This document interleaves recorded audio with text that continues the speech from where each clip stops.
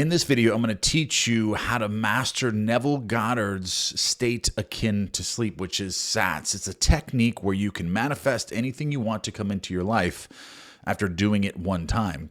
And Neville Goddard even stated towards the end of his career that that's all it takes. All it takes, if you can get yourself into the state akin to sleep, you can manifest anything you want to come into your life after one impression with the subconscious mind. And essentially, the state akin to sleep is this little area in between being conscious and being unconscious and going into the subconscious. So this little area I like to call the drift. And when you can have control of the direction of your attention in this state, you can kind of act as if and create this new version, or you being the person that has everything that you desire or something specific that you desire, having it, feeling it within this drift in between being conscious and being unconscious with the subconscious mind. And as you create this feeling state within this drift and you carry it over into the subconscious, it's going to happen every single time. But it can be tricky sometimes to get into this state because usually we're conscious all the time. And as we go into this drift, we don't have control of the direction of our attention. But I found a secret to this. I found something that I have been doing that's been working very, very well and very quickly with this and has increased my percentage of manifesting things after doing it one time. But before I get into this technique, I want you to make sure before you do this that you know exactly what you want, because even Neville Goddard stated so many times throughout his lectures and throughout all of his books that the first element to manifestation is to have a burning desire for something that you want. And that should be something very specific. So find something very specific, get it in your mind, write it down, exactly what you want and exactly what this looks like to you. And kind of play out a mental drama in your mind or a mental rehearsal of what this would look like and what it would feel like if you already had this, and who would you be, and how would you view the world if you already had these. So play around with this mental drama specifically with your manifestations and find out exactly what you want. And another reason why it's important to have a burning desire and why Neville Goddard stated that is because it's going to take some discipline from you and some consistency to create a mental rehearsal. And you must have a burning desire and you must die to your old self and create this new version of you, because essentially when you have a desire to be someone new, you are going to die to your old self and create this new version of you in your imagination in SATS and in this drift in between being conscious and being unconscious, but still having control of the direction of your attention. And sometimes this burning desire is going to create this motivation within you to hold this feeling within you and create this mental rehearsal, this mental drama that you're going to be creating in your mind, in your imagination, as you're falling asleep at night. So essentially what it needs to be is something that excites you, something that you truly, truly desire. Like for an example would be winning the lottery, something that would really, really excite you and would really, really push you to that next level to really understand, okay, so I want to win the lottery, so I have to create a mental rehearsal that emulates me winning the lottery. And how does that feel? And people congratulating me during this mental rehearsal on my success of winning the lottery. And this is going to create this excitement within you that's really going to get you going and motivated to really work on this and get into this mental rehearsal, create it, make it real, bring all of your senses in, even individually if you want to. Bring in one sense at a time into your mental rehearsal till you make it real. So get your mental rehearsal ready before you attempt to go into SATS. So you can do this and prepare an hour before, 30 minutes before. Just get something that you can create that's ahead of the event. Something that you'd like winning the lottery. It's 3 months after you won the lottery, and now you've bought everything that you wanted to buy. You've given away money that you wanted to give away, and all of your family and friends are congratulating, like, oh my gosh, everyone's just ecstatic because you won the lottery. Okay, so you have all of this money now, and how does that feel? And who are you?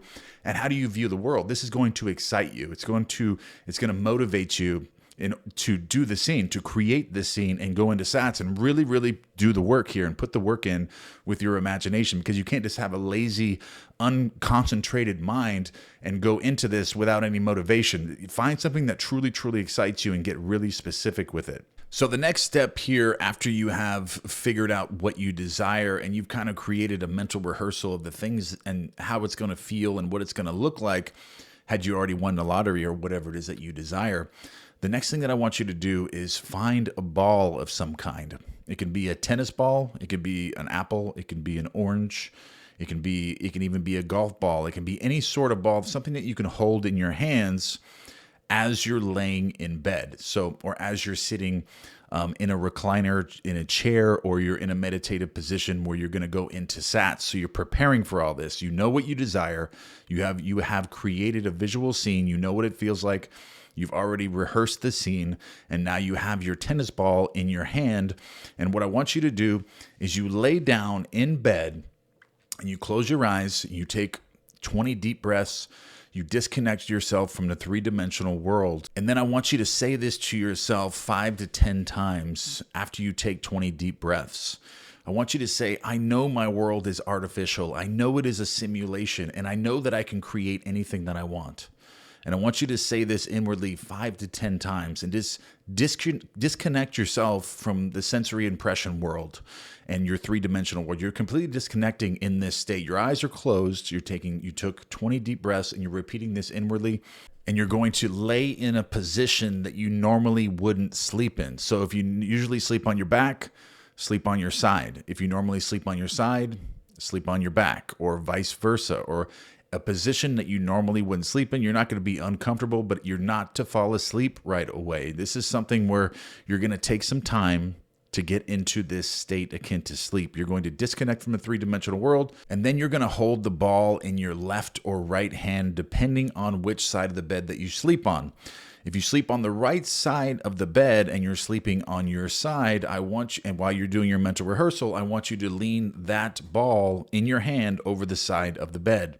So as you're laying there, you're preparing, you're taking all of these steps, and you're leaned over, you already have your mental rehearsal played out. After you take your 20 deep breaths, you do your affirmations, you're living in a simulation, it's artificial, and that anything is possible to you.